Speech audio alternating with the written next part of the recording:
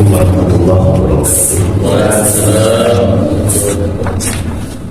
Alhamdulillah, salatu wassalamu ala Rasulillah Sayyidina Muhammad bin Abdullah wa ala alihi wa sahbihi wa mawala.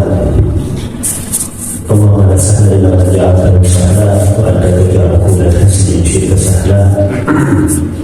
Subhanaka la ilma lana illa ma 'allamtana innaka antal 'alimul hakim. Wa ta'ala yang memudahkan syukur kita pada kepada Allah.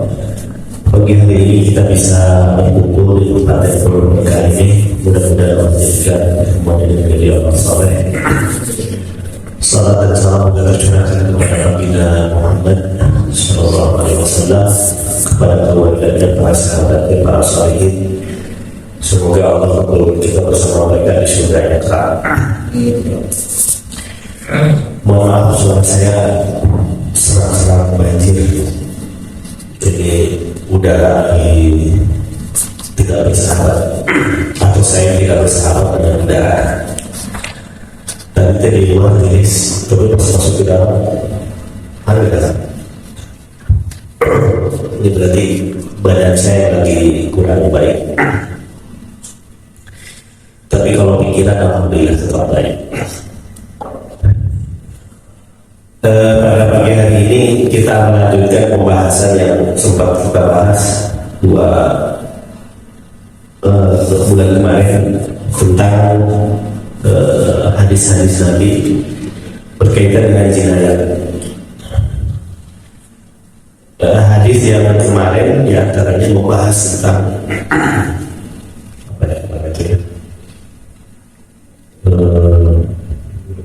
tentang pembunuhan ya. Dan kita lanjutkan ini tulisannya kecil sekali, tapi kalau saya masih bisa baca pertanda saya akan mendapat. Nabi Hurairah radhiyallahu anhu qala atawajjul minal muslimin Rasulullah sallallahu alaihi wasallam wa huwa fil masjid fanadahu wa qala ya Rasulullah inni zanaitu fa'arada anhu فتنحى تلقاء وجهه وقال يا رسول الله إني زنيت فأعرض عنه حتى ثنى ذلك عليه 4 مرات فلما شهد على نفسه 4 شهادات دعاه رسول الله صلى الله عليه وسلم فقال أبيك جنون؟ قال لا. قال فهل أحصنت؟ قال نعم. قال رسول الله صلى الله عليه وسلم اذهبوا به فارجموه. Bismillahirrahmanirrahim. عليه nomor 1117 dari Abu Hurairah berkata, ada seorang muslim menemui Rasulullah Sallallahu Alaihi Wasallam ketika beliau sedang berada di masjid. Jadi posisinya Rasul sedang di masjid. Ada yang mengatakan ini masjidnya sedang di Masjid Nabawi. Dia menyeru beliau dan berkata, ya Rasulullah, sungguh aku telah berzina. Berarti dia mengakuinya. Kemudian beliau berpaling darinya dan orang itu berputar menghadap wajah beliau. Jadi yang awalnya berhadapan, kemudian setelah laki-laki ini bilang, ya Rasulullah, aku telah berzina, ini sana itu aku telah berzina, Rasulullah memalingkan wajahnya. Akhirnya si laki-laki ini mengejar Rasulullah sehingga berhadapan lagi, saling memandang lagi. Kemudian berkata lagi, ya Rasulullah, sungguh aku telah berzina. Lalu beliau memalingkan muka lagi hingga orang itu mengulangi ucapannya 4 kali. Setelah ia bersaksi dengan kesalahannya sendiri 4 kali, maka Rasulullah SAW memanggilnya dan bersabda, apakah engkau gila? Ia menjawab, tidak. Beliau bertanya, apakah kau sudah menikah? Ia menjawab, ya. Lalu Nabi SAW bersabda, bawalah dia dan rajamlah. Ini hadis, kita nanti bisa mengambil beberapa kesimpulan dari hadis ini. Yang pertama, hadis ini kata Imam Sanani menunjukkan bahwasanya orang kalau terlanjur berzina dan tidak ada saksi, maka lebih baik dia tidak perlu menceritakan. Jangan taubat zina itu bukan hanya dengan dicambuk atau dirajam. Itu karena kewajiban mencambuk atau merajam itu adalah kewajiban yang Allah berikan kepada penguasa, bukan kepada pelaku zina. Makanya kan di Al-Quran firman Allah itu azaniyatu wazani fajlidu, laki-laki dan perempuan maka cambuklah. Jadi Allah berbicara dengan siapa ini? Dengan penguasa, bukan dengan pezina gitu. Jadi laki-laki dan perempuan cambuklah mereka, berikan kepada penguasa, bukan kepada pelaku. Nah, ketika laki-laki ini datang, ketika dia mengatakan ya Rasulullah aku berzina, Rasulullah memalingkan wajahnya. Artinya diambil kesimpulan ini tuh Rasul tidak suka dengan persaksian dia. Jadi yang pertama menurut Imam Syafi'i, makanya dulu kasus Ma'is zaman Rasulullah yang berzina juga, yang kemudian datang kepada Rasulullah minta dirajam. Secara garis besar ada perkataan dari Rasul, kenapa kamu harus cerita? Padahal cukup tobat kepada Allah Subhanahu wa Ta'ala. Tapi karena sudah terlanjur cerita, maka Rasul wajib menegakkan perintah Allah. Maka dirajamlah dia, dirajamlah Ma'is. Jadi pun sama Rasulullah ketika didatangi oleh laki-laki, ya Rasulullah ini zina, ya Rasulullah aku sudah berzina. Itu Rasulullah memalingkan wajahnya. Dan pertanda Rasulullah sudah berkenan. Tapi laki-laki ini kekeh ingin mengakui dia sudah berzina. Maka penafsiran yang kedua menurut Rasul Ali, ketika Rasul memalingkan wajahnya, itu Rasul tidak mau langsung percaya, ingin menunggu persaksian dia, pengakuan dia sampai 4 kali. Karena dia sudah datang 4 kali, Rasul sudah yakin bahwa dia berkata dengan penuh kesadaran. Maka kemudian ada pertanyaan lanjutan dari Rasul, kamu gila tidak? Jangan-jangan kamu mengaku zina itu dalam kondisi gila. Karena konsekuensinya kan dalam Islam, kalau memang dia berzina dan mengaku kepada penguasa atau ada orang yang menyaksikan dan bersaksi A melakukan zina dan dia telah menikah, itu kan konsekuensinya berat, dirajam. Karena Rasul mengatakan kamu sudah menikah atau tidak atau tidak? Dia jawab tidak ya Rasulullah. Artinya berkata dalam bentuk kesadaran. Kemudian Rasul bertanya lagi, apakah kau sudah menikah? Jadi berarti pertanyaan Rasul untuk membedakan hukuman, apakah dirajam, apakah dicambuk. Kemudian laki-laki yang mengatakan, ya wahai Rasulullah, aku sudah menikah. Maka kemudian Rasul mengatakan kepada para sahabatnya, bawalah dia dan rajamlah dia. Berlaku kewajiban Allah kepada Rasul. Rasul harus melakukan hukuman rajam karena dia sudah berlaku. Nah, ini hadis Rasulullah SAW yang menjelaskan tentang kewajiban untuk menegakkan hukuman had, rajam atau cambuk bagi orang yang berzina, dengan catatan selama itu sudah menjadi hukum yang berlaku. Kalau hukumnya belum berlaku dalam sebuah negara, tidak boleh dilakukan. Karena ini tidak boleh dilakukan secara individual, harus negara yang melakukannya. Nah ini jadi dari sini juga diambil kesimpulan bahwasanya sebetulnya jalan taubat dari berzina itu tidak satu-satunya dengan mengaku telah berzina kemudian dirajam atau dicambuk. Itu adalah kewajiban Allah kepada penguasa. Dan yang ketiga, kalau dilihat di dalam Al-Quran, ketika berbicara masalah zina, itu kaitannya zina sebelum menikah. Azaniyatu wazani fajlidu kulla wahidin minhuma mi'ata jaldah. Laki-laki dan perempuan yang berzina maka cambuklah dia 100 kali. Ini adalah laki-laki wanita yang berzina sebelum merasakan pernikahan. Adapun hukuman yang berzina setelah melakukan pernikahan di dalam Quran tidak ada. Meskipun katanya ada, tapi sudah dinasah ayatnya. Dulu ada redaksi dalam Al-Quran itu asyaitu wa syaitatu, laki-laki yang sepuh dan perempuan yang sudah tua kemudian berzina maka ayat ini kemudian dinasah, dihapus. Ayatnya dihapus, teksnya dihapus, tapi hukumnya tetap berlaku. Karena diperkuat dengan hadis ini bahwasanya hukuman rajam bagi yang sudah menikah kemudian berzina itu tetap berlaku. Maka fungsi sunnah berkaitan dengan Al-Quran diantaranya adalah bayan tasyri', menjelaskan syariat yang di dalam Al-Quran tanda petik tidak ada.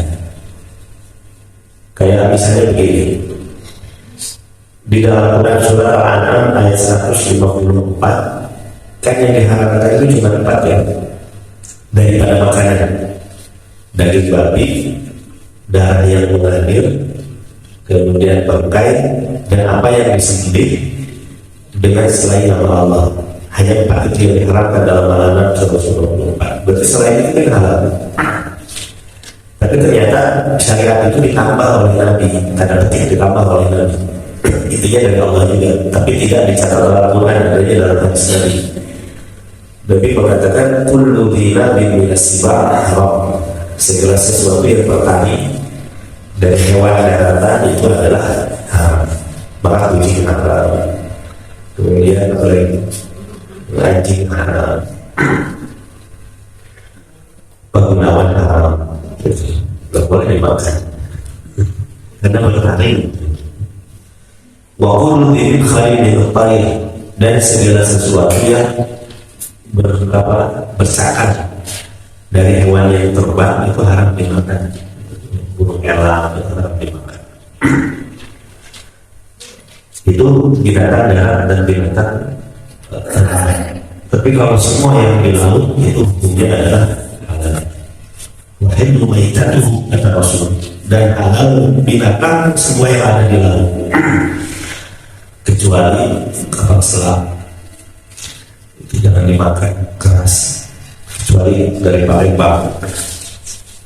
Ini berkaitan dengan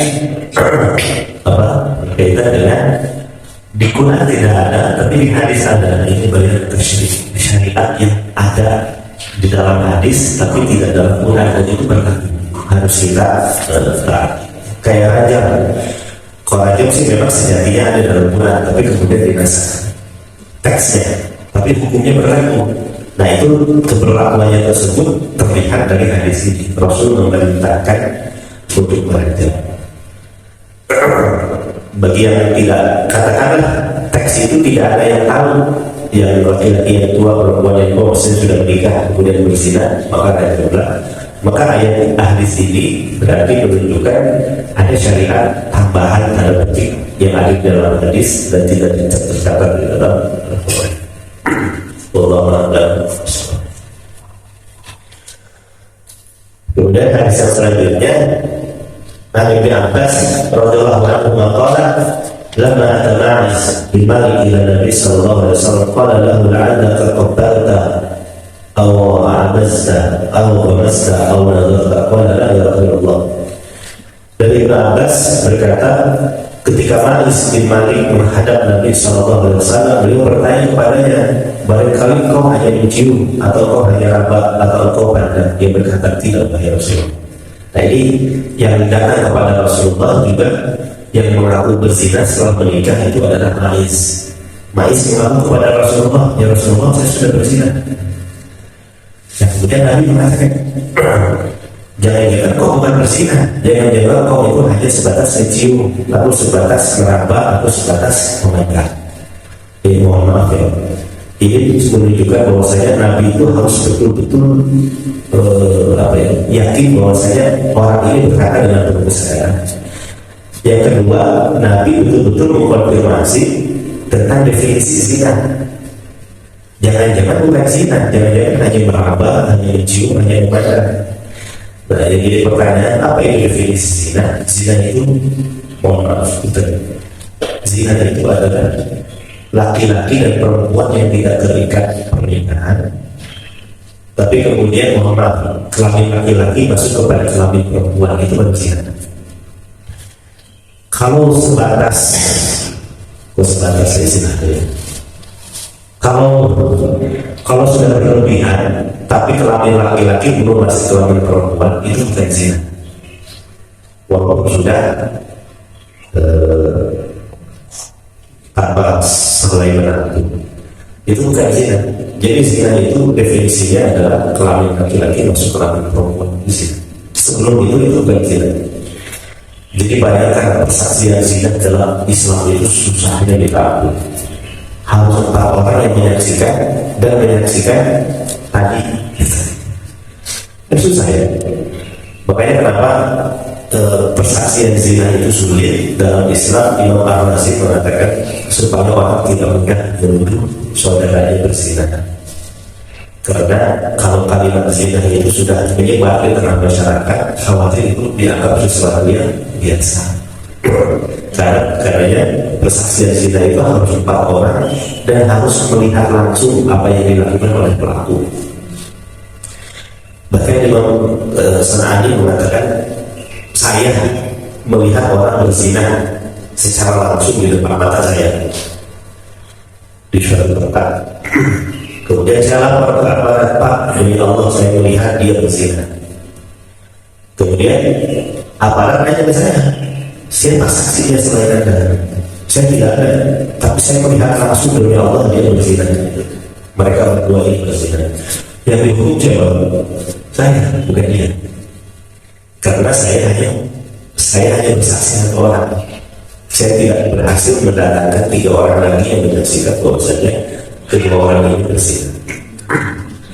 Tapi itu kan konteks dulu ya.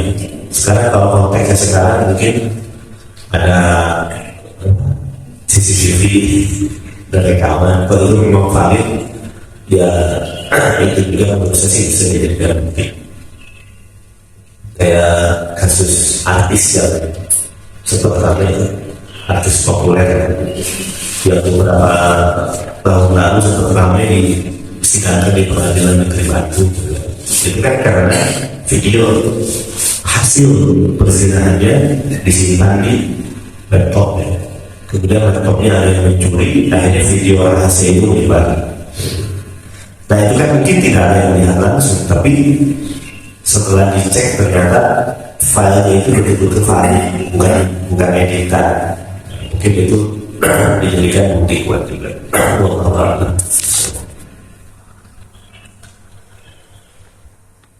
Selanjutnya Bapak Ibu yang Allah muliakan,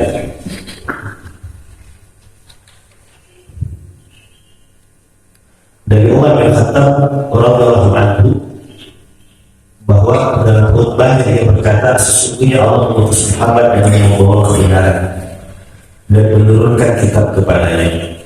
Di antara yang Allah turunkan kepadanya adalah ayat tentang Dajjal. Jadi pernah ada ayat tentang Dajjal.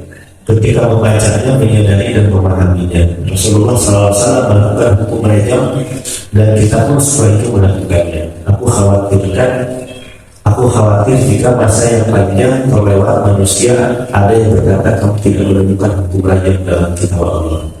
Lalu mereka sesat dengan meninggalkan sesuatu kewajiban yang diturunkan Allah, dan sesungguhnya Dajjal itu benar-benar ada dalam kitab Allah yang dijanjikan kepada orang yang berzina jika dia terangkapnya, baik laki-laki maupun perempuan, dengan bukti atau hamil atau dengan pengakuan.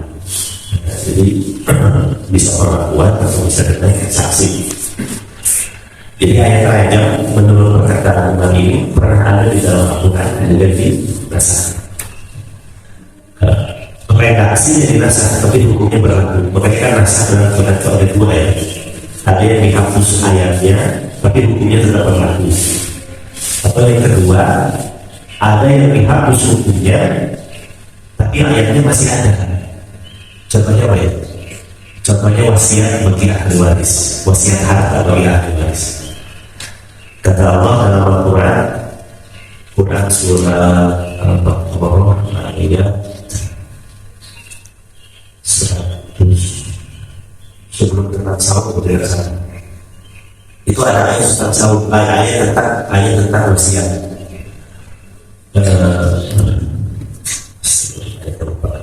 Ada ayat tentang wasiat bagi ahli waris, maksudnya wasiat harta ya, bukan wasiat nasihat, wasiat harta. Misalnya orang tua bilang begini, nah ini bapak punya rumah 5, kebetulan bapak ini punya anak 5. Nanti kalau bapak meninggal, rumah ini milik kamu, rumah ini milik kamu, rumah ini milik kamu, rumah ini milik kamu, rumah ini milik kamu. Itu tidak boleh, karena ini namanya wasiat. Dan wasiat pertama dihapus dengan ayat waris. Yang kedua, walaupun ini para ulama beda pendapat tentang kebolehan sunnah menghapus Al-Quran. Bagi mereka yang berpendapat boleh sunnah menghapus Quran, ada hadis Nabi, la wasiat ahli waris, tidak ada wasiat bagi ahli waris. Wasiat itu boleh untuk di luar ahli waris, itu pun tidak boleh lebih dari 1/3 dari total. Jadi kalau ada orang meninggal, sebelum pembagian waris dicek dulu ada wasiat atau tidak. Yang kedua, ada hutang atau tidak. Kalau ada wasiat, tunaikan wasiat dulu. Kalau ada hutang, tunaikan hutang dulu. Baru pembagian waris kepada ahli waris. Jadi tidak boleh wasiat kepada ahli waris karena ayatnya sudah dinasakh. Yang boleh kepada ahli waris itu cuma uang, hibah atau waris. Kalau hibah itu berarti pemindahan hak kepemilikannya sudah berlaku sejak orang tua masih hidup. Ketika orang tua bilang, nah ini rumah ini punya kamu, sejak itu juga rumah itu menjadi milik anak, karena namanya hibah. Orang tua sudah lepas kepemilikan rumah itu, mau dijual sama anak, mau disewakan, itu bisa. Itu namanya hibah. Atau yang kedua, waris. Yang namanya waris itu berarti terikat dengan ketentuan hukum Allah dalam Quran surat An-Nisa. Dalam Quran surat An-Nisa, Yusufullah surat sampai akhir. Itu ayat tentang waris ada dalam surat An-Nisa. Artinya pembagiannya dapat 1/2, dapat 1/4, dapat 1/6 dan macam-macamnya itu. Itu Allah yang menentukan. Yang meninggal tidak boleh ikut campur karena dia sudah meninggal. Lupa ikut campur karena dia sudah meninggal. Kembalikan kepada Allah Subhanahu wa Ta'ala. Nah, ini salah satu di antara ayat dalam Al-Quran yang redaksinya masih ada, tapi kemudian hukumnya sudah tiada. Itu tentang wasiat bagi ahli waris. Tapi praktek wasiat kepada ahli waris sampai sekarang masih banyak. Nah, ini kalau orang meninggal itu di misalnya punya kamu, volume badan besar ya. Tapi masih banyak yang praktek orang tua seperti itu. Ketika orang tua menjelang meninggal, hartanya banyak, takut anaknya terlantar, akhirnya rasa nyaman kepada anak mendahului hukum Allah. Akhirnya dengan cara wasiat. Padahal boleh jadi di luar ahli waris ada juga, di luar anak ada ahli waris yang lain yang sebetulnya punya hak atas warisannya. Kalau sudah meninggal ditinggalkan, kan kalau orang tua masih ada, orang tua punya hak di sini. Walaupun almarhum punya anak, orang tua tidak tertutup. Kalau sekiranya anak ini bilang, kalau orang tua bilang, nah kalau meninggal ini rumahnya punya kamu, punya kamu. Nanti ahli waris itu lain, saya sudah dapat wasiat dari orang tua. Padahal sebetulnya ayah dari almarhum atau kakek dari anak ini dia punya hak waris. Tapi gara-gara wasiat tersebut akhirnya jadi penghapusan ayat wasiat kepada anak itu diantaranya adalah supaya jangan rasa kasih sayang kepada anak menghilangkan hak orang lain yang memang sebetulnya punya hak waris juga.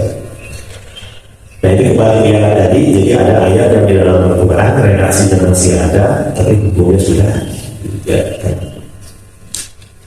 Selanjutnya hadis Nabi SAW 1122 dari Imran bin Husayn radhiyallahu anhu bahwa ada seorang perempuan dari Juhainah menemui Nabi SAW. Dia sedang hamil karena berzina dan berkata, ya Rasulullah, ini hubla. Ya Rasulullah, wahai Nabi Allah, aku harus dihukum, lakukanlah hukuman ini kepadaku. Lalu Rasulullah SAW memanggil walinya dan bersabda, berbuatlah baiklah padanya apabila dia melahirkan, bawalah bayi kepada. Maka hal itu dilaksanakan Setelah itu barulah si wanita dihukum. Nabi memerintahkan agar pakaian si wanita ditambah dan diikat kuat-kuat pada badannya lalu direndam. Kemudian Rasulullah SAW bersalatinya. Berkata Umar, apakah kau bersalatinya? Apakah engkau bersalatinya ya Nabi Allah? Padahal ia telah berzina. Beliau bersabda, dia benar-benar telah bertaubat yang sekiranya taubatnya dibagi antara 70 penduduk Madinah, niscaya cukup buat mereka. Apakah kau wahai Umar mendapatkan soal yang lebih utama daripada menyerahkan dirinya kepada Allah Subhanahu wa Ta'ala? Dia wanita ini namanya Khadijah yang mengaku berzina kepada Rasulullah sementara dia sudah punya suami. Ya Rasulullah, ini khutbah. Ya Rasulullah, ini aku hamil. Tapi yang menghamili aku bukan suamiku, tapi orang lain. Maka berhajaklah aku ya Rasulullah. Kemudian kata Rasulullah, kamu pulang dan kamu pulang dan datang lagi nanti setelah anak yang ada dalam perutmu itu keluar. Kemudian setelah keluar datang lagi kepada Rasulullah, ya Rasulullah, ini aku datang dengan bayi hasil perzinahan aku dengan seorang lelaki yang bukan suamiku. Kata Rasulullah, kamu pulang tunaikan hak anakmu ini 2 tahun menyusui. Pulang disusui setelah 2 tahun datang kepada Rasulullah, ya Rasulullah, ini anak saya sudah aku tunaikan haknya, aku beri susu selama 2 tahun. Sebagai bukti, ini saya bawa roti dimakankan kepada anak ini. Artinya anak ini sudah disapih. Setelah itu Rasulullah merajanya. Setelah merajanya, kemudian Umar berkata, sebentar Rasulullah mensolatkannya. Dan ketika Rasulullah mensolatkannya itu, kemudian setelah sholat Umar yang protes, ya Rasulullah, bagaimana mungkin kau menyelamatkan seorang wanita yang sudah melakukan dosa yang sangat besar? Kemudian Rasul mengatakan, inna taubat. Sesungguhnya dia sudah bertaubat. Kalau sekiranya dibagi kepada 7, ada 2 relasi sebetulnya. Ada yang mengatakan kepada 70 penduduk Madinah, tapi juga ada yang mengatakan Nabi bersabda dibagi kepada seluruh penduduk Madinah. Itu cukup menjadi jalan taubat bagi keseluruhannya. Artinya betapa taubatnya itu surplus kebanyakan, sehingga bisa dibagikan kepada orang lain. Nah, hadis ini kemudian setelah itu Rasulullah berdiri, belum selesai. Rasulullah berdiri, kemudian menggendong bayi hasil zinanya itu. Dan Rasulullah bilang, dia sudah kehilangan ibunya. Siapa di antara kalian yang mau mengurus anak yatim ini? Kemudian Nabi berkata, Abu Bakar Ismail, sahabat Nabi yang berdiri, ada ya Rasulullah, saya wahai Rasulullah. Kemudian Rasulullah mengatakan, ana wakafirunya fil jannah hajana. Aku dan pemeliharaan yatim nanti di surga seperti ini. Artinya bersamingan betapa besar mengurus anak yatim. Siapa anak yatim itu? Yang tidak punya ayah, yang tidak punya ibu, sudah meninggal dalam kondisi anak ini kecil, belum mumayyiz. Tapi kalau sudah 50 tahun, sudah tidak punya ayah, gimana aku yakin kita diurus sama orang lain. Ini bagi yang masih kecil. Itu hadis Nabi SAW. Ini hadis ini menunjukkan bahwasanya betapa besar ampunan yang akan Allah berikan bagi mereka yang berzina, kemudian rela untuk dirajam, rela untuk dicambuk. Meskipun sekali lagi ini kewajiban penguasa, bukan kewajiban pelaku. Kalaupun diam-diam, jalan taubat tetap ada dari Allah Subhanahu wa Ta'ala. Wallahu a'lam. 2 hadis lagi dari Jabir bin Abdullah radhiyallahu anhu berkata, Nabi sallallahu alaihi wasallam pernah merajam seorang laki-laki dari Aslam, seorang laki-laki dari kaum Yahudi dan seorang perempuan. Hadis riwayat Muslim. Poinnya ini bukan yang Aslam, bukan yang perempuan, tapi yang dari Yahudi. Bahwasanya kalau suatu negara menerapkan hukum Islam secara lengkap, kemudian di dalamnya ada musyrik yang tunduk kepada hukum Islam, maka kalaupun mereka melakukan perzinahan, maka mereka tunduk kepada hukum Islam. Artinya mereka dihajar. sebagaimana umat Islam kalau berzina setelah menikah maka di. Kemudian yang selanjutnya dari Ibnu Abbas radhiyallahu anhu bahwa Nabi sallallahu alaihi wasallam bersabda, siapa yang mendapatkan seseorang melakukan seperti yang dilakukan oleh kaum Lut atau homoseksual, maka bunuhlah pelakunya dan orang yang diajak melakukannya. Dan siapa yang mendapat seseorang bersenggama dengan binatang, maka bunuhlah orang itu dan binatang tersebut. Ini apa? Homoseksual. Jadi kalau berzina laki-laki dan perempuan, hukumannya berbeda antara yang sudah menikah dengan yang belum menikah. Kalau menikah hanya dicabut 100 kali, tapi kalau sudah menikah direjam. Tapi kalau liwat itu laki-laki dan laki-laki ya. Liwat besar, liwat pakai kok. Tapi kalau liwat itu laki-laki dan laki-laki.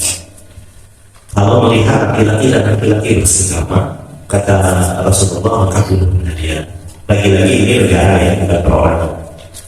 Artinya tidak dibedakan apakah laki-laki ini sudah menikah atau laki-laki ini belum menikah.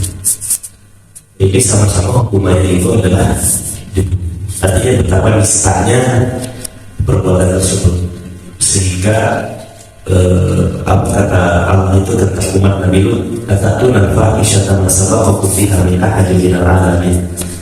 Apakah Allah hendak mendatangi suatu dosa yang tidak pernah dilakukan oleh orang-orang sebelum kalian? Artinya yang dilakukan umat Nabi Lut itu adalah sangat misal, orang waras tidak mungkin melakukannya. Karena kalau ada orang yang mengatakan dan dia pecinta sesama jenis, ini anugerah dari Tuhan. Bagaimana lagi Tuhan sudah memberikan kepada kita kecenderungan seperti ini? Kalau itu dari Allah, bagaimana mungkin Allah menarik kepada Nabi itu? Pasti Allah tidak akan ada. Berarti ini penyakit dari dia yang memang suka sesama jenis. Jadi LGBT kan homo banyak, sekarang lesbi banyak, di perguruan tinggi banyak yang terjangkit. Bukan hanya mahasiswa, saya juga ada yang kena, tapi bukan saya. Ada yang seperti itu ya. Sampai saya cerita ya, di Bandung ada dosen yang digugat cerai oleh istrinya. Bukan karena dia selingkuh dengan perempuan, tapi istrinya curiga, jadi kok suaminya meminta jalan terus gitu. Artinya tidak mengajak hubungan badan sebulan, 2 bulan, 3 bulan, tidak mengajak terus. Curiga, muncullah investigasi seorang istri. Dicarilah, ternyata ketahuan suaminya selingkuh. Selingkuhnya bukan dengan perempuan, tetapi dengan laki-laki. Yang wajar kalau istrinya juga cerai, istrinya juga cerai. Jadi artinya banyak yang sudah terjangkit penyakit hal yang demikian. Padahal tidak ada binatang yang suka sesama jenis. Di depan rumah pajak itu banyak kucing, kan tidak ada kucing jantan ngejar kucing jantan. Gak ada ceritanya pajak ngejar kucing jantan.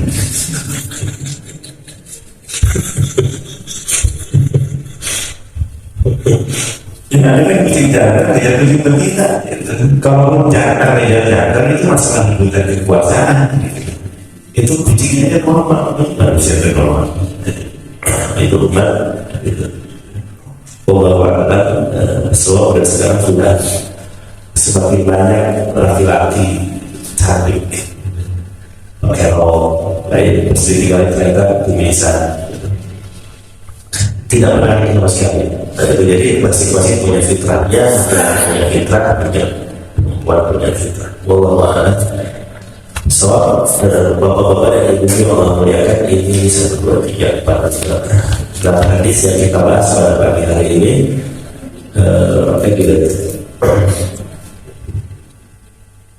Kalau kalimat wala berzina di dalam surat Al-Isra ayat 32 itu bahkan disematkan dengan selanjutnya wala taqtulun nafsa. Nah, itu apakah takwa zina itu kepada mendekatinya atau kepada jinanya? Kemudian disematkan dengan yang ayat yang berikutnya. Jadi wala taqtulun nafsa, jadi seakan-akan seimbang dengan membunuh seseorang. Di dalam Al-Quran itu ada firman Allah, wala taqrabuz zina, jangan mendekati zina. Mendekati zina saja tidak boleh, apalagi zina. Nah, ini juga menjadi pembeda antara mendekati zina dengan zina. Definisinya beda. Zina itu tadi, zina itu masuknya kelamin pria kepada kelamin perempuan, itu zina. Sebelum, makanya ini dalam bab fikih itu ada pembahasan apa tujuan daripada pernikahan. Seringkali ditanya kenapa mau menikah, jawabannya ingin membangun keluarga sakinah, mawaddah, rahmah. Itu kan dampak selanjutnya. Tapi kalau dikatakan secara fikih apa itu nikah, nikah itu tujuannya adalah untuk menghalalkan pertemuan yang sebelumnya haram, menghalalkan pertemuan kelamin laki-laki dan perempuan yang sebelumnya haram, itu dihalalkan dengan akad nikah. Berarti zina yang merupakan lawan daripada nikah itu adalah pertemuan kelamin laki-laki dan perempuan tanpa ada akad nikah, baru dikatakan zina. Berarti sebelum dua organ tubuh ini bertemu, laki-laki dan perempuan, mohon maaf, berjumpa, tapi kemudian tidak bertemu kelamin laki-laki dan perempuan, itu bukan zina. Itu jadi itu adalah yang tadi mendekati zina. Mohon maaf, berpegangan tangan, berciuman, itu mendekati zina. Itu tidak bisa kemudian dihukum rajam karena belum berzina.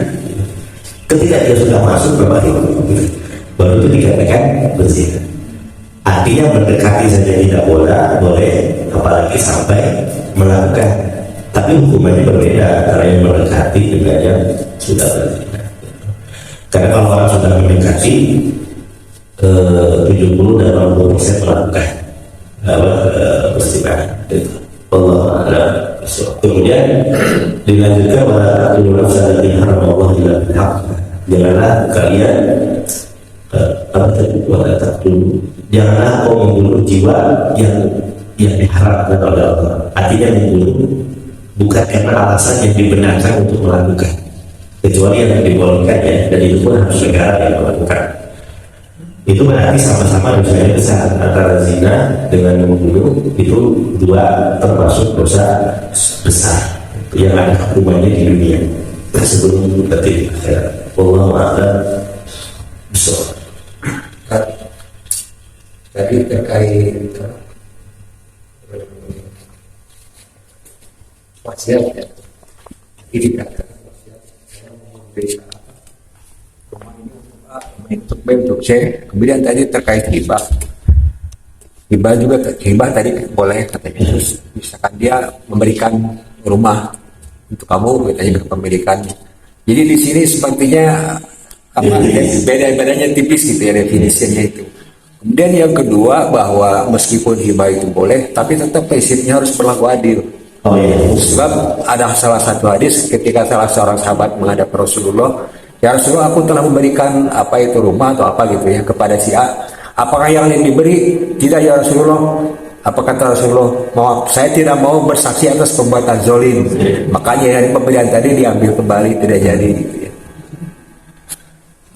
Jadi bedanya hibah dengan wasiat kepada ahli waris itu sangat tipis.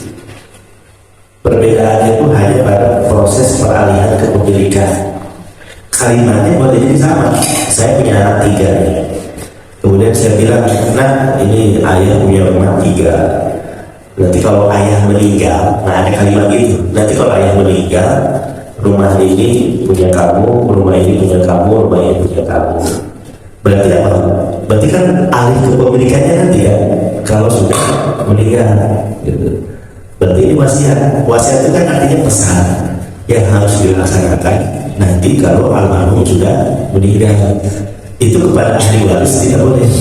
La wasiat ahli waris, kata Nabi, tidak ada wasiat kepada ahli waris. Tapi kalau hibah, saya bilang begini, nah ini ayah punya rumah 3, sok ini punya kamu, punya kamu, punya kamu. Berarti apa? Berarti kepemilikannya beralih sejak kalimat itu terucap oleh saya. Itu rumah sudah punya, bukan punya saya lagi. itu sudah milik anak. Anak mau menjualnya, mau menyewanya, mau digunakan bisnis, itu urusan dia.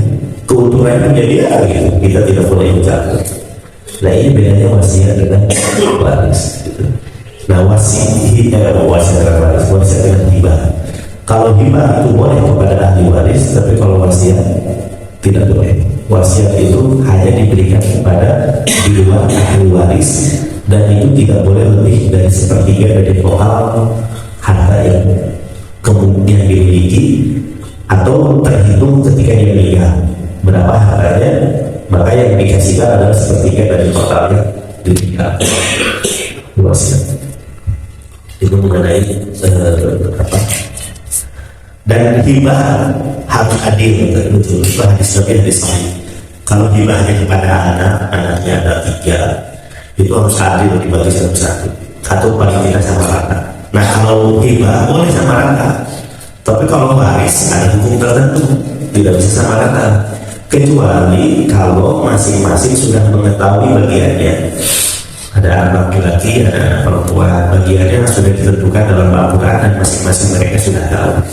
Tapi setelah mereka tahu semua bagiannya, mereka sepakat adalah bagi rata, itu bukan masalah. Karena mereka berdasarkan kesepakatan kedua setelah mereka tahu bagiannya masing-masing dahulu. Itu tentang hibah. Dan kalau tidak salah, ini Pak Haji ada beritahu hibah harus ada tanda tangan semua ahli waris itu ya. Kalau hibah nggak bisa, misalnya saya punya rumah, saya kasih ke anak salah satu dari anak saya, itu harus ada tangan-tangan dari adik atau kakak dari anak saya. Nanti saya punya anak 3, saya kasih ke anak yang pertama, dia punya adik 2, yang 2 ini harus ada tangan bahwasanya saya ngasih hibah kepada anak yang pertama, dan kedua anak ini menyetujui hibah tersebut.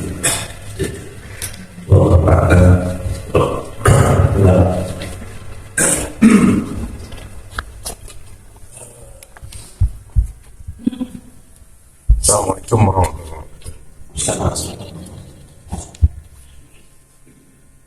Perzinahan pada zaman Rasulullah kan didasarkan kepada pengakuan, walaupun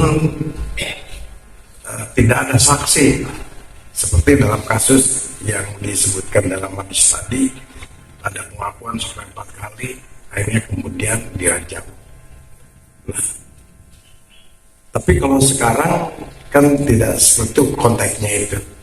Jadi hanya pengakuan saja tidak bisa, karena itu termasuk dalam delik aduan.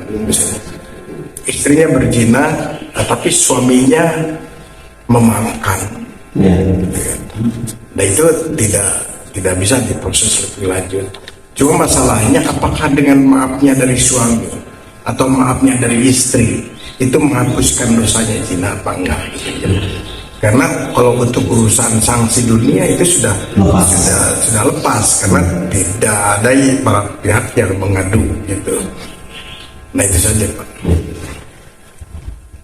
Maksudnya begini, artinya kan aparat sudah tahu, tapi kemudian pasangannya memaafkan. Kondisinya secara hukum positif tidak bisa dilakukan hukuman, baik hukuman yang kadarnya sudah ditentukan dalam undang-undang, atau juga hukuman yang kadarnya ditentukan dalam Islam. Itu tidak mungkin karena negara belum mengadopsi hukuman raja atau tamu, nggak bisa dilakukan, nggak boleh, bukan nggak bisa, bahkan tidak boleh. Lalu bagaimana, apakah dosanya diampuni? Tergantung dia mau taubat atau tidak. Kalau taubat Allah maha luas pintu taubatnya. Makanya tadi kunci dimaafkan oleh Allah kaitannya dengan zina itu bukan hanya dengan jalan dicambuk atau dirajam. Kalau sudah dalam kondisi itu kan tidak mungkin dia dihukum, atau ujuk-ujuk dia merajam sendiri, nggak boleh. Itu namanya sama dengan bunuh diri. Makanya jalannya dengan taubat dosanya akan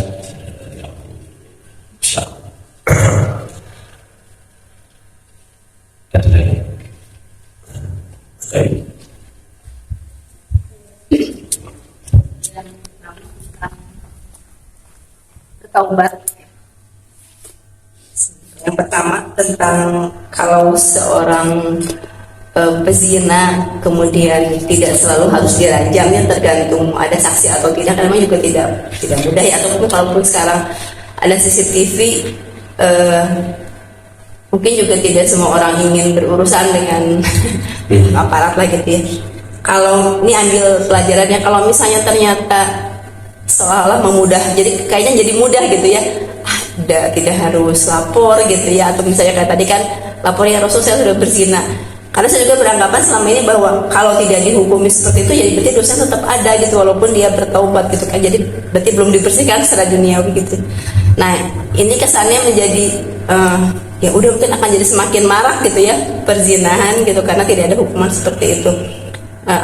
Kan beda hukumnya dengan potong tangan ya, kalau mencuri itu kan terlepas, apakah itu terlepas ada yang merasa yang dicurinya merasa itu nggak apa-apa, apakah tetap dihukum juga atau tidak? Tapi kan itu menjadi berdampak positif sehingga orang berpikir sekian kali untuk mencuri ya, karena takut dihukum potong tangan. Nah, itu bagaimana dengan hal seperti itu. Kemudian yang kedua, beberapa kali kita melihat ada pernikahan itu di depan jenazah ya, suka ada. Apakah memang itu secara berzina di depan jenazah? Bukan, pernikahan, kalau ini pernikahan. Oh, pernikahan. Pernikahan di depan jenazah itu sepertinya ya dianggap yang meninggal itu memang masih hidup gitu ya, jadi untuk menyaksikan gitu. Karena saya juga pernah melihat tahun udah lama gitu. Jadi apakah emang ada urgensi seperti itu sehingga mumpung belum dimakamkan dinikahkan dulu di depan jenazah gitu. Itu kemudian terakhir pembagian hukum hibah ketika tadi tidak ada tanda tangan dari ahli waris yang lain gitu. Jadi ini mungkin hanya katakanlah 4 mata gitu ya antara si pemberi dengan yang diberi, ini untuk kamu gitu, saya rumah ini untuk kamu, tapi yang lain tidak tahu gitu, dan akhirnya tapi misalnya ujung-ujungnya ridho gitu yang lainnya, apakah itu jadi tidak apa-apa gitu walaupun tidak ada surat menyurat tanda tangan seperti tadi. Itu saja jazakallahu khairan. Satu untuk yang pertama tentang hukumannya. Jadi Islam itu selalu apa ya? Selalu mengambil jalan tengah Islam itu. Contohnya begini, mahar sebaik-baik laki-laki itu adalah yang memberikan mahar yang terbaik kepada calon istrinya. Tapi kebalikannya, sebagai perempuan itu adalah yang tidak memberatkan calon suami dalam masalah mahar. Kan jangan berkenaan ya. Artinya saling menganjurkan kepada dua belah pihak, menganjurkan kepada kedua pihak untuk menyenangkan lawannya. Kepada suami, senangkanlah calon istrimu, berilah mahar yang terbaik. Tapi kepada para istri, berilah kebahagiaan kepada calon suami, jangan membebani dalam masalah mahar. Itu Islam pun jalan selalu gitu jalan. Nah kasusnya masalah ini juga di satu sisi kalau misalnya seseorang dibolehkan, tanda petik dibolehkan untuk tidak mengaku, yang kemudian jalan taubat masih bisa dilakukan tanpa mengaku pada sudah berzina, maka khawatir perzinahan itu bisa menyebar. Tapi di satu sisi lain, ketika ada orang yang mengaku berzina kepada Rasul, tapi di sisi lain memang ada hadis Nabi yang menjelaskan bahwasanya orang kalau sudah berzina ya cukup diam saja, kecuali kalau mengaku maka pemerintah wajib menghukumnya. Tapi di balik pengakuannya dia akan mendapatkan maghfirah dari Allah. Berarti ini pertengahan ya. Di satu sisi udah nggak usah ngaku, berarti itu kewajiban pemerintah untuk menegakkan hukuman, bukan kewajiban pelaku. Artinya diberikan kesempatan kepada pelaku untuk beramal soleh yang banyak sebagai penutup dosa dari yang dia lakukan. Tapi boleh jadi ada kondisi di mana orang itu merasa setelah berzina hampa gitu. Sehingga kemudian dia datang kepada penguasa cabut aku. Itu pun dihargai oleh Islam, dua-duanya dihargai itu. Cuma yang satu dihargai supaya diberikan kesempatan dia melakukan banyak amal saleh, yang satu dihargai boleh jadi dia mengaku itu karena dia sudah hampa karena dosa tersebut. Itu pun kalau dirajam dosanya diampuni oleh Allah. Makanya dua-duanya sebetulnya ada potensi diberikan taubat. Cuma yang pertama diberikan taubat karena kerinduan yang tunduk dengan hukuman Allah yang berat itu. Kalau yang kedua, dia berpotensi diberikan taubat karena dia menyesali dan bersiap menambah amal buruknya dengan amal soleh yang lain. Yang jadi masalah itu yang tadi, dia tidak mampu, merasa Allah itu Allah dan Allah terus aku dan Allah masih taubat, tapi bertobat terus bersihin diri. Nah ini baru yang menjadi masalah. Jadi dibalik keputusan Rasul supaya nggak usah cerita, itu maksudnya adalah Rasul memberikan jalan kepada dia. Sebetulnya amalan buruk itu bisa dihapus dengan banyak amal saleh. Boleh jadi kalau usianya dipanjangkan, tidak mengaku berzina sehingga usianya bisa panjang, amal baiknya akan jauh lebih banyak daripada dosa yang dilakukan. Wallahu a'lam. Kemudian yang kedua, menikah di depan jenazah. Ya enak pun nikah di depan penghulu dan ada makanan. Saya menikah di depan jenazah, apakah jenazah bisa menyaksikan? Wallahu a'lam. Karena belum dapat testimoni dari orang yang sudah meninggal gitu. Tapi begini, ada hadis Nabi bunyinya begini, innal mayyita yu'adzab bima niha alaihi, hadis muttafaqun alaih. Mayit itu akan diazab sesuai dengan ratapan keluarganya ketika dia meninggal. Artinya kalau ratapannya berlarut-larut, maka dia diazab. Kalau ratapannya hanya sebentar dan ahli waris itu adalah keputusan Allah, maka dia tidak diazab. Yang jadi pertanyaan, apa definisi diazab di sini? Imam Sanani mengatakan diazab di sini itu artinya dia merasa sedih. Jadi kalau ada orang yang meninggal, kemudian keluarganya meratapi kepanjangan histeris, itu mayat itu merasa bersedih. Artinya dia menyadari lingkungan sekitar. Imam Sanani. Nah, sekarang kalau dikaitkan dengan yang tadi, ada orang jenazah meninggal, tapi meninggalnya otomatis yang baru meninggal. Kemudian pas baru meninggal akad nikah, pengantin pria, pengantin perempuan di sebelahnya dari jenazah. Apakah dia menyadari ada pernikahan? Ya jawabannya wallahu a'lam. Tapi kalau melihat hadis yang tadi, jangan-jangan memang beliau pun masih merasakan situasi lingkungan. Saya kemarin dapat WA dari seseorang ke grupnya, salah satu grup yang pasti bukan grup Masjid Hidayatul Umah, yang ada foto saya kayak calon partai. Kita komentar Pak Iman dan foto saya di grup itu, kita calon partai Pak.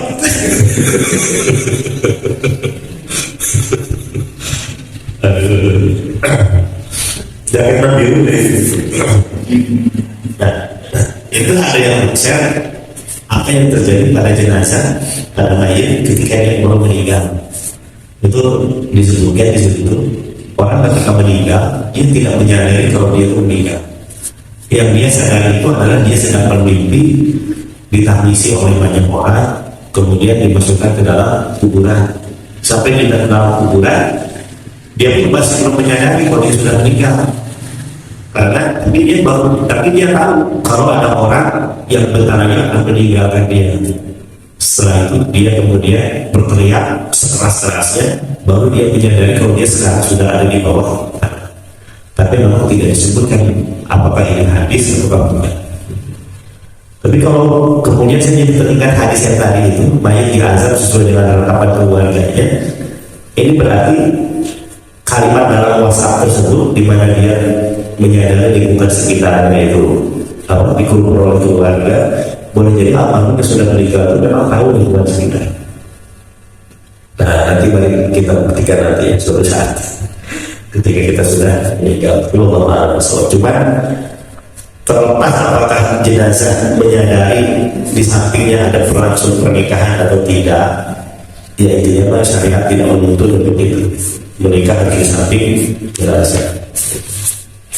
Kayak ada seorang seorang istri bilang kepada suaminya, Pak, Bapak boleh poligami, tapi langkahi dulu bayar Bapak.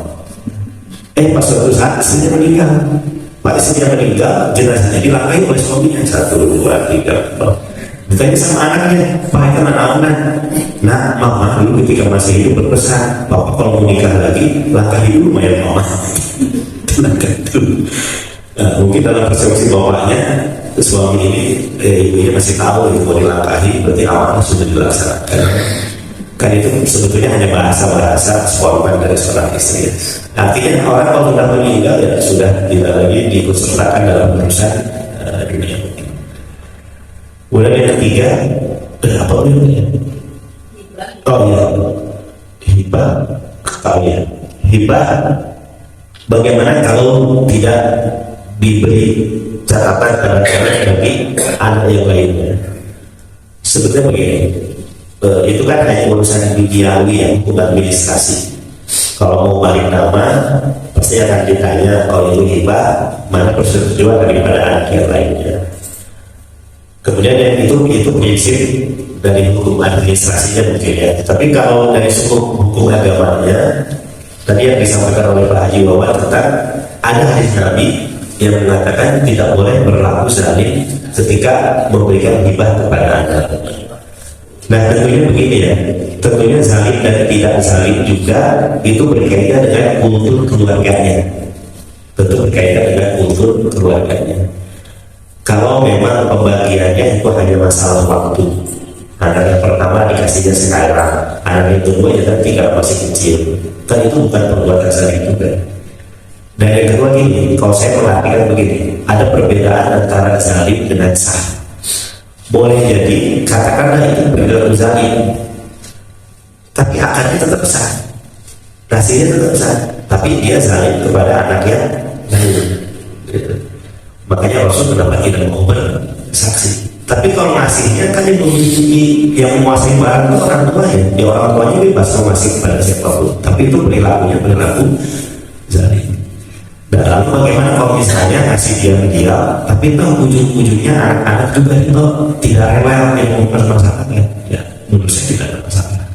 Itu kultur keluarga ya, kultur keluarga. Tapi kalau dengan kasih tersebut berpotensi yang lain membuat iri, nah ini yang disebut sebagai zalim yang harus Allah maafkan.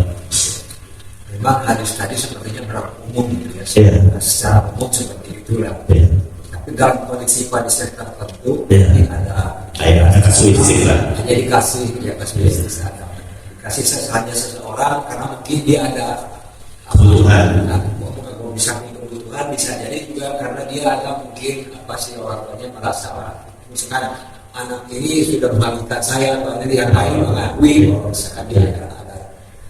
Dan ini definisi adil itu bukan sama ya. Adil itu kan menempatkan sesuatu pada tempat. Artinya anak juga kebutuhannya kan berbeda. Sebagaimana istri juga kebutuhannya berbeda-beda. Jadi adil itu tidak harus sama. Nah maksudnya dan mungkin begini, ada tergantung motivasi ya.